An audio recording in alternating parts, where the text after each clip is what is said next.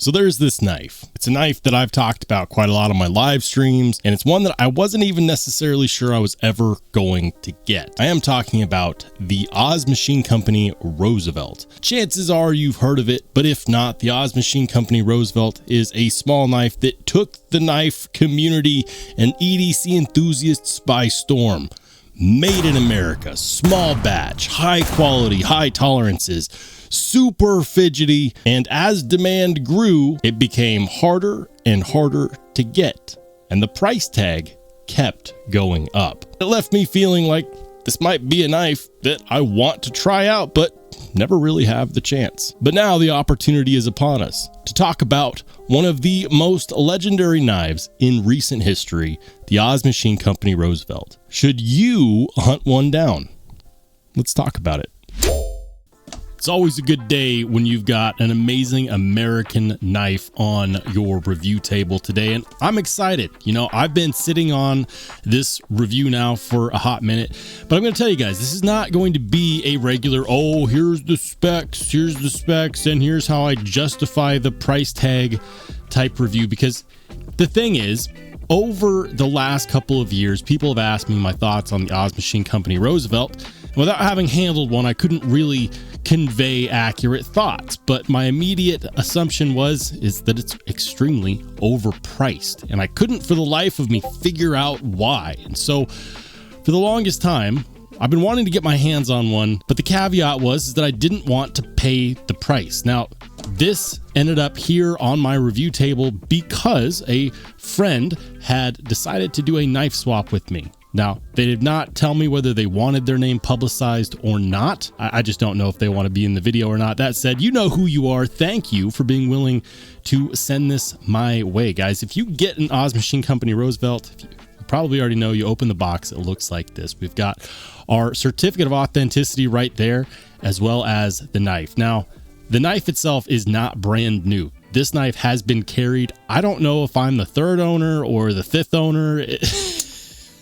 This knife is from 2023. It was born March 22nd, 2023, and it's number 1552 in Magna Cut, 63 to 64 Rockwell, which is perfect. It's the radial milling with all tie construction.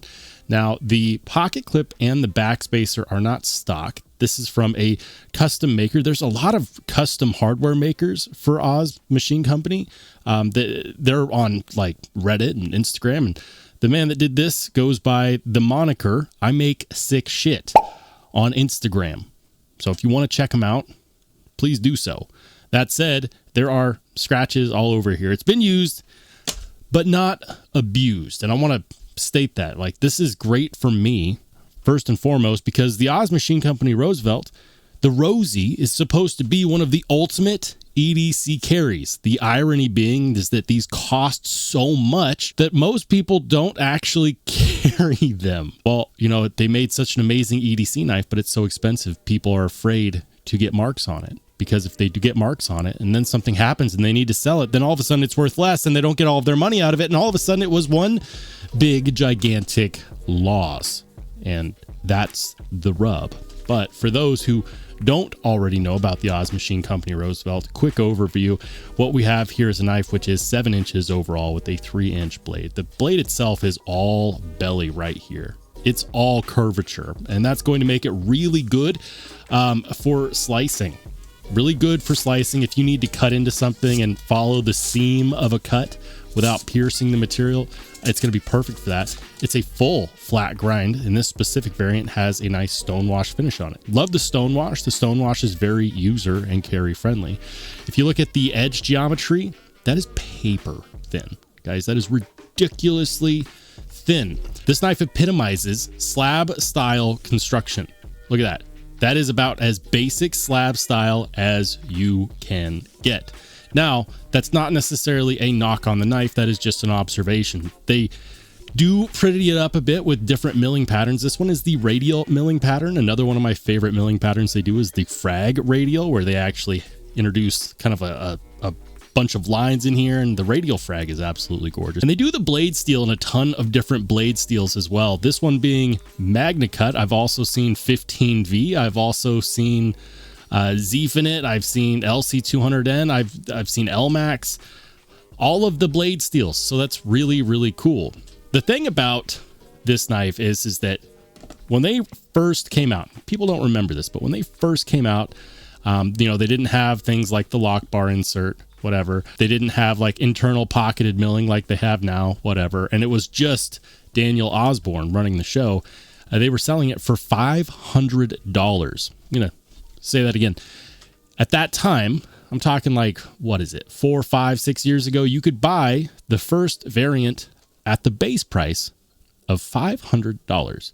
Then February 2022 came around and Daniel Osborne put out on his Facebook post, "Sorry guys, I've never raised my prices before. However, because I want to add more people, more manufacturing power, I want to do extra milling, I want to do extra stuff, I'm raising the base price to $700. Now at this point, people were going nuts over the Rosie. The Rosie from then on was one of the knife communities and the hobbyist and collectors' most prized darling. It was the apple of everybody's eye.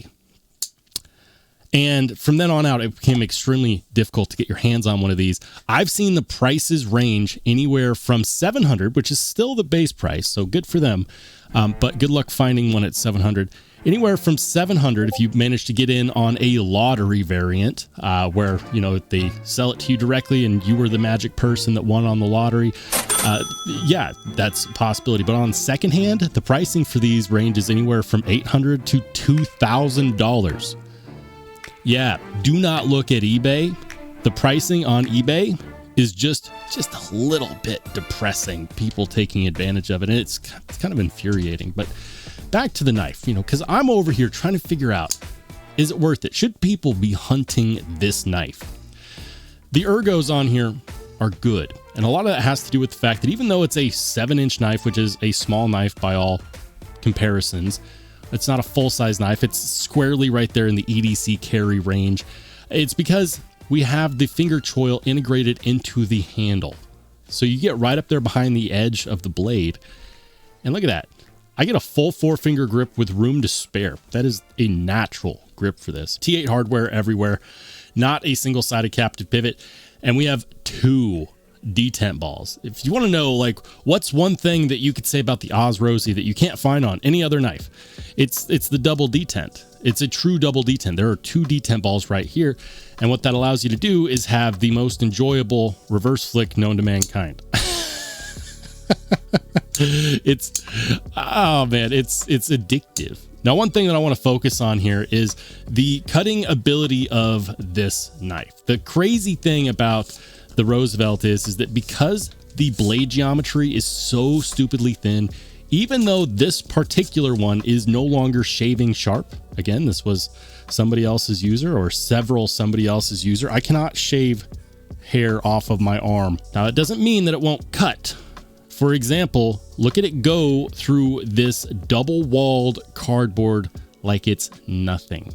Now, it does have a little bit of an issue getting hung up on the backside of that finger choil, but when it's in the blade, it's cutting seamlessly. I need to put a sharper edge on this immediately, because if I can do that, this will be a lightsaber, and that would make it, quite honestly, one of the best cutting tools out there. Now, that's really what it comes down to, right? Now, the question is there anything about this knife that makes it not worth the $800, $900, $1,000, $2,000 price tag that you have to pay if you want to get one of these? And I'm going to say yes. If the max price on this, if the ceiling price on this was $700, we would be having a different discussion. But I'm going to tell you right now, based on the next couple of things I'm going to mention, I don't believe that it's worth spending $1,300 on. I don't believe that it's worth spending $2,000 on, and that's my opinion, but here we go. First is going to be the fact that while Oz Machine Company makes everything in-house, including their hardware, they have yet to figure out the benefit of a single-sided captive pivot. That means that this one is a free-floating pivot. You need 2 drivers to take this apart. 2. And the hard part about that is that because the pivot is secure, you have to apply a bit of force on either side, and that means that you might actually skip your driver off while trying to, do one of these guys, and scratch the finish on your amazing, $800, $900, $1,000 knife. I hate that. I absolutely hate that. Because they make all of their hardware in-house, it wouldn't be that difficult for Daniel Osborne to add a flat spot to the pivot that he's already making anyways. Yeah, that'd be nice. Now, the other thing that I'm going to mention that I don't necessarily like for this price point has nothing to do with the design at all. It's, in fact, the lack of a warranty. Now, if you were to ask any number of Rosie fanboys out there, they'd be like, just reach out to Oz Machine Co. They'll take care of you. They'll take care of you. Guys, there's no mention of a warranty in the packaging. There's no mention of the warranty on the website. Nothing. And while you can, say anecdotally, oh, so-and-so will take care of you, or, oh, you know what, years back, they took care of me. If it's not in writing, it's not real. Maybe they will. Maybe they won't. Maybe they're too busy making $350 fixed blades for the masses. I don't know. But what I do know is that if it's not in writing, it's not real. And that's kind of bothersome to me because, for example, when you buy something like a Chris Reeve Sebenza, this is a small Sebenza 21, it comes with a warranty. If you buy something like a Hogue Deca, it comes with a warranty. If you buy almost any other American-made knife that I've ever heard of, it comes with a warranty. The next thing that bothers me is going to be the lack of spa service.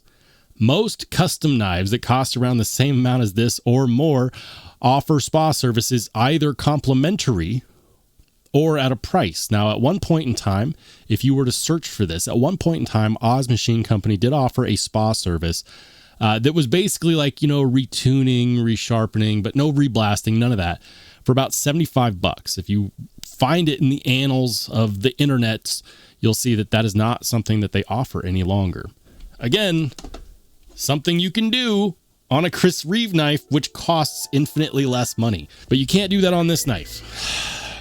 And that bothers me. And the very last thing is this.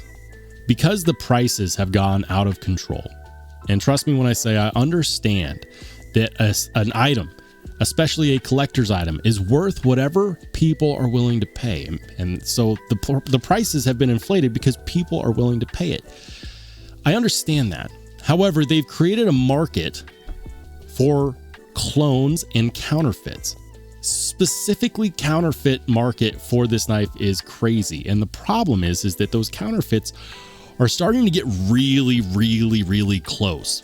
Now, part of the problem is the demand on these is so high and the price tag on these is so high. The other part of the problem is that these are a very simple, basic design. It doesn't take a rocket scientist to put a double D10 in. It doesn't take a rocket scientist to create basic slab style construction like this. So these have become exceedingly easy to make counterfeits of. In fact, I was watching a video because I was trying to figure out how would the average Joe be able to tell the difference between a counterfeit Rosie and a real one. And I saw two things based on an hour of watching film on YouTube about this. One is, the action of the authentic is just so much better. Really? What if you've never held a Rosie before? What if the action got really good on that counterfeit? How would you tell? Okay, next thing. Well, the swedge on the original is a lot thinner. It's a lot more slender. Okay. Again, if you've never held an original authentic, how would you know? Now, one thing that the counterfeit companies have not really done a whole lot of recently has been the boxes, but I'd be willing to bet that those are next. It's not hard to get a magnetically clasped box, and they've also gotten good at mimicking COAs. So while Ju Fuel and other companies have not really been able to mimic this yet, it wouldn't necessarily be that difficult. I think that this is an amazing knife. I'm really excited to put my own edge on this, to put it in my pocket and put my own stonewash of life, because this is actually quite good as a carry knife. In fact, I would say that this knife is really hard to take out of my pocket. I like it a lot.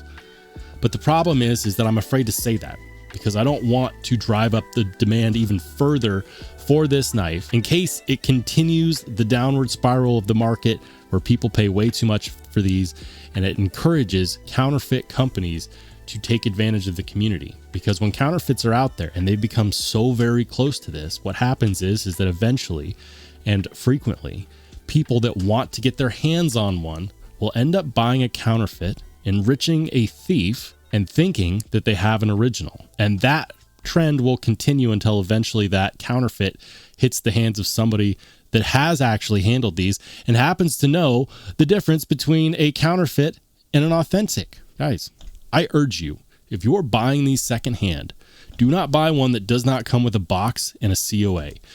Pay special attention. If they are saying, oh, I lost the box and the COA, no big deal, the knife's still here and it's in mint condition, don't trust it. Pay attention to the small details. Don't let yourself get taken for a ride just because you let your desire for this cloud your judgment. Let me know what your thoughts are in the comment section down below, guys. If you enjoyed the video, if you enjoyed my little rant / commentary on the Oz Rosie, let me know. And if you have one and disagree and you think that this knife should absolutely be worth the $800,000, $900,000, $200 million price tag, whatever they're going for at the time you're watching this, let me know. And if you just want to watch some more awesome knife and EDC content, go ahead and click on one of the videos that pops up next.